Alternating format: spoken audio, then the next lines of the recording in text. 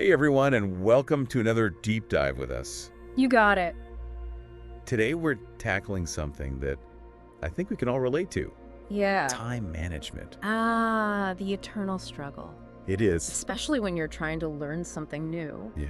And especially for you guys listening in who are trying to learn English. Absolutely. I mean, that takes dedication. For sure.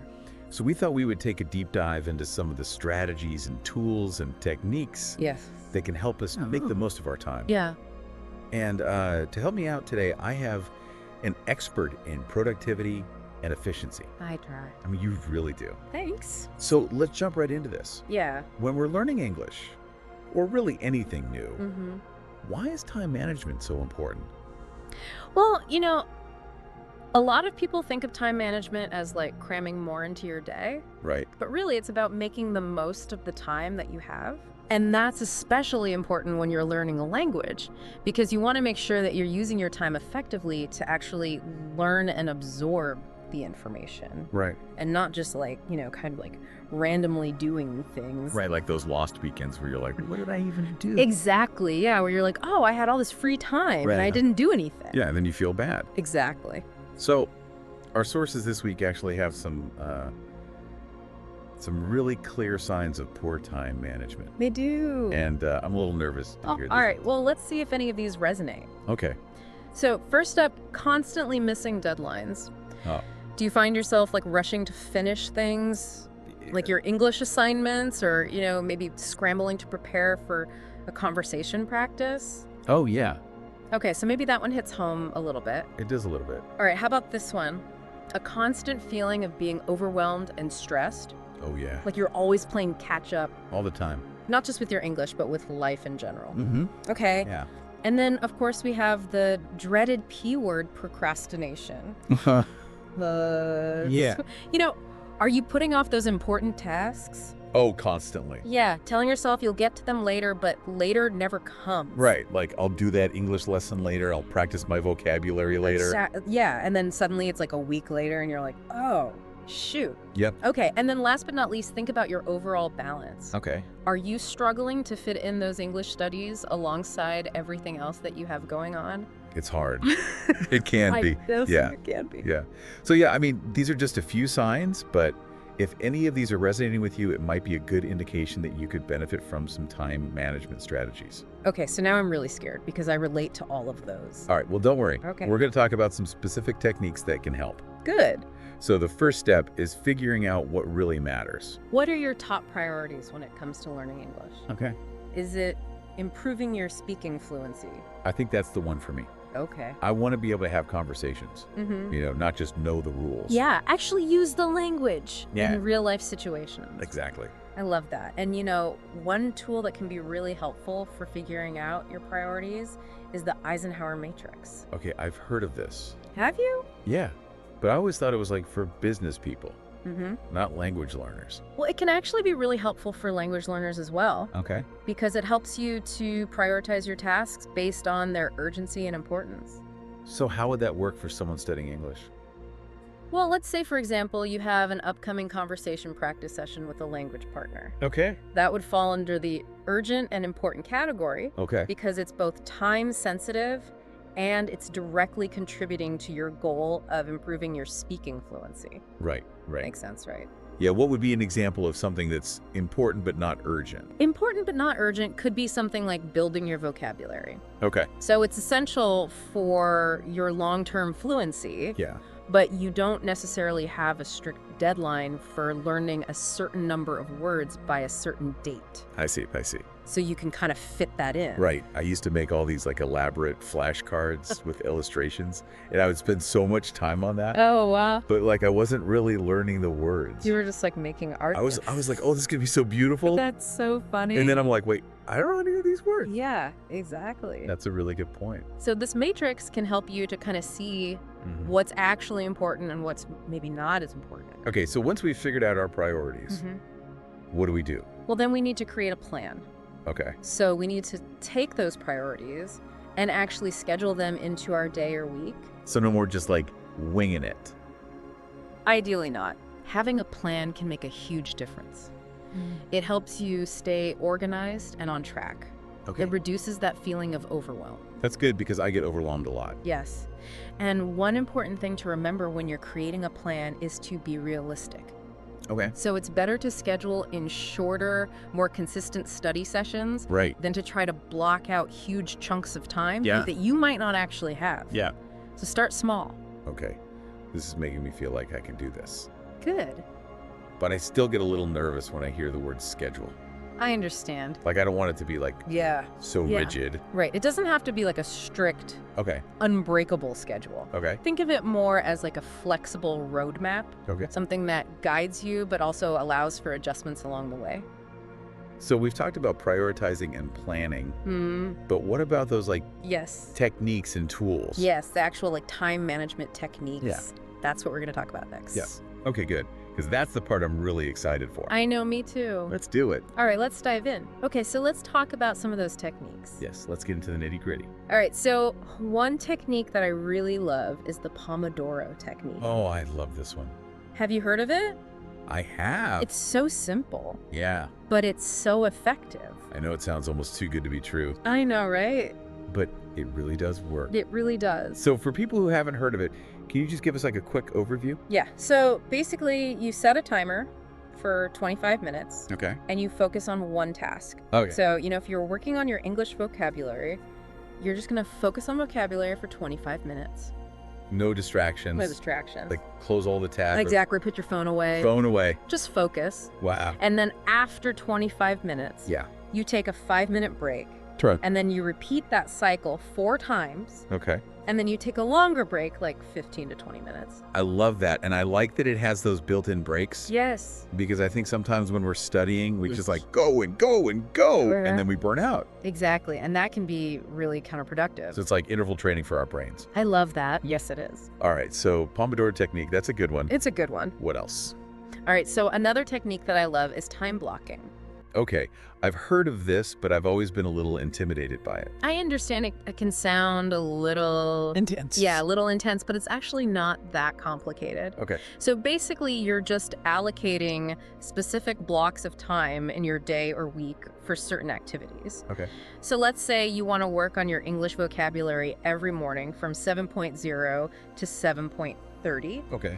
You would literally block out that time in your calendar. Got it. So it's like making an appointment with myself. Exactly. Yes, Yeah. do that thing. And the key is to treat those appointments with the same respect that you would treat any other appointment. So avoid multitasking during those blocks. Oh, that's hard. I know. Because I'm like the queen of multitasking. I know a lot of people are, Yeah. but multitasking can actually decrease your productivity, Really? especially when you're learning a language, because Uh-huh. you're trying to focus on so many different things at once Right. that your brain just can't really process it effectively. Okay, so time blocking really forces you to Focus. just focus on that one thing. Exactly. Okay, I like it. Yeah. What about all those little tasks that just kind of like Yes. pile up Oh, the little. and feel really overwhelming? I know I have a technique for that too. Okay, let's hear it. It's called the 2-minute rule. 2-minute rule. Okay. Have you ever heard of this one? I have not. It's so simple, but it's so effective. Okay. Basically, if you encounter a task that takes less than 2 minutes to complete, Okay. do it immediately. Don't put it on a list. Don't put it off. Don't add it to your to-do list. Just do it. So like if my language partner sends me a message, Yeah. just reply right then. Right then and there. Don't even think about it. Okay. Just do it. Or if you come across a new word you want to learn, add it to your flashcard deck right away. Okay. It's all about preventing those small tasks from accumulating and becoming a source of stress. Because they really do. They do. Like they build up and then you're like, Yeah. And then it feels overwhelming. I don't even want to look at my to-do list. Exactly. Because it's just like pages long. I know, I feel that. Okay, so the 2-minute rule. I like that one. It's a good one. I feel like these are all things that I can actually implement, Good. you know? They're simple but effective. Yes, exactly. And like realistic for normal people. Exactly. Okay, now what about those big tasks? Ah, the big ones. The ones that we all procrastinate on. The dreaded frogs. What? Have you ever heard of the eat the frog technique? Eat the frog. It's a weird name, That's a strange name. but it's a great technique. Okay, I'm intrigued. So basically, imagine the most unpleasant task on your to-do list is a frog. Okay, I'm with you. Okay, so the idea is to eat that frog first thing in the morning, Hmm? meaning tackle that challenging task Got it. before anything else. So if I'm like dreading practicing my pronunciation. Yes. I should do that first, Do it first thing. before I even check my email. Before you even have your coffee. Before coffee. Okay. Wow, you're hardcore. I know, but trust me, it works. Well, Because by accomplishing that difficult task first, you boost your motivation, you reduce procrastination, and you set a positive tone for the entire day. that's a really good point. And then you're just like riding that high all day. Exactly. Okay, eat the frog. I like That that. was a good one. Okay, what else? Okay, so one more technique that can be particularly helpful for language learners is called batch processing. Batch processing. Okay, I've never heard of this one. So batch processing is all about grouping similar tasks together Okay. to minimize context switching. So context switching is basically the mental shift that happens when you switch from one type of task to another. Okay. So for example, if you're writing an email in English and then you switch to practicing vocabulary and then you jump to listening to a podcast, Right, I do that. you're constantly context switching. That's me? And that can actually drain your mental energy and make it Wow. harder to focus. Oh, I didn't even realize. Yeah, so the idea with batch processing is to group similar tasks together. Okay. So you might dedicate a block of time to all of your writing tasks. Okay. Then another block to vocabulary building, Got it. and so on. So you're kind of like in that zone for that type of work. Yes, you're minimizing those distractions and those mental shifts. Okay, so we've talked about techniques. Mm-hmm. What about tools? Yes, the tools of the trade. Things that actually help us get stuff done. Exactly. And luckily, we live in a world where there are so many amazing digital and physical tools Ooh, I love good tool. to help us with our time management. Let's talk about those. All right, so where should we start? I'm ready for the tools. Okay, well, let's start with the digital world. Okay. There are so many apps out there designed to streamline your life and especially your English learning journey. I love a good app. Who doesn't? What kind of apps are we talking about? Well, first up, we have calendar apps. Okay. Think of this as your personal assistant for scheduling anything and everything related to learning English. Okay, so I already use a calendar app Yeah, for like work and appointments. right. But how would I use it for language learning? You can schedule your study sessions. Okay. You can block out time for language exchange calls with partners. Right. You can even set reminders for things like vocabulary quizzes. Oh, that's smart. Yeah, so that way you're not scrambling to remember when your next practice session is or when you need to study. It's all right there. Exactly. I like that. It's all in one place. All right, so calendar apps, what else? All right, next up we have task management apps. Okay. These are a lifesaver. I love a good to-do list. I know to-do lists are essential, Yes. but they can also be a bit overwhelming. Yes, especially when they get really long. Yeah, they can get out of control. Yeah. But that's where task management apps come in. Yeah. They allow you to create these detailed lists, Okay. set deadlines, break down larger tasks into smaller steps, Right. and even track your progress. Which is nice because then you feel like you're actually accomplishing something. Exactly. Okay. And the best part is many of these apps actually have features specifically designed to help you stay focused and avoid distractions. Now this I need I know, right? because I get distracted so easily. It's so easy to get distracted, It is. especially in the digital world. Especially when you're trying to learn a language on your phone and then a notification pops up and you're like, ooh, Yeah, it's a slippery slope. it is. So there are apps that can block distracting websites, Really? block notifications during your study sessions. Wow. So if you know that social media is your weakness, you can temporarily block it while you're studying. Oh my gosh, I need that. So you can just really focus on your English. I'd have to look into that. It's a game changer. Okay, so we talked about digital. Yes. What about physical?